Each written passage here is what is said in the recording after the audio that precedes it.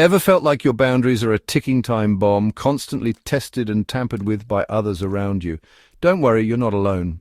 Welcome back to Human Mechanics, where today we'll delve into a survival guide of 7 critical steps to take when someone keeps nudging your comfort zones. First off, wield your weapon of confidence with a simple word. No, it's your bat signal that screeches your boundaries are here to stay. When individuals corner you, they're essentially playing a game of poker, bluffing to see if you will fold under pressure. With a firm and resolute no, you're not just holding your cards, you're raising them high. So the next time someone persistently asks you for unreasonable favors, respond with, "I'm not able to help with that right now." Remember, explaining and justifying your decision is optional. A confident no is an entire narrative itself, narrating your boundaries and dedication toward maintaining them. Now, on to setting your boundaries before the battleground even forms. People aren't psychic and won't know your boundaries until you draw the line.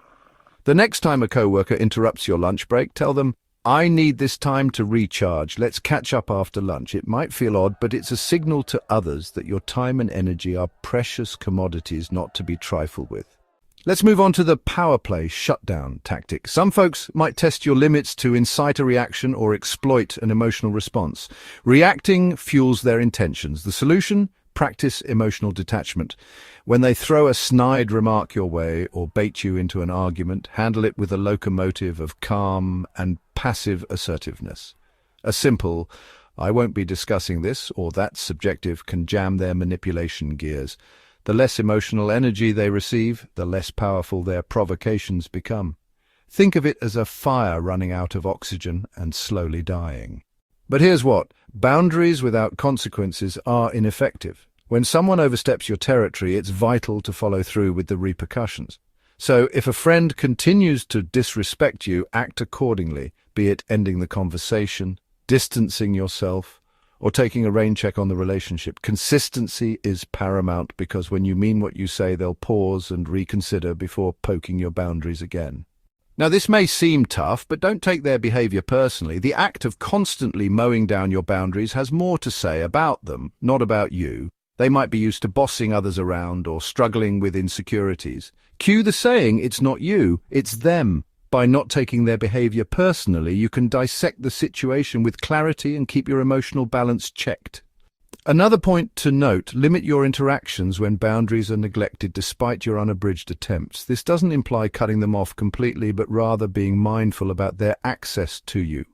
For instance, keep your exchanges with a colleague professional and minimal, or stop bending over backward for a friend who doesn't value your time.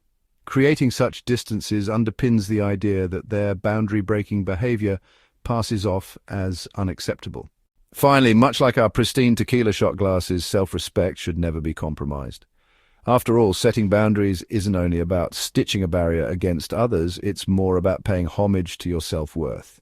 Changing your mindset to perceive boundary setting as a form of self-love revamps your tolerance towards those who dare to undermine it. And there you have it.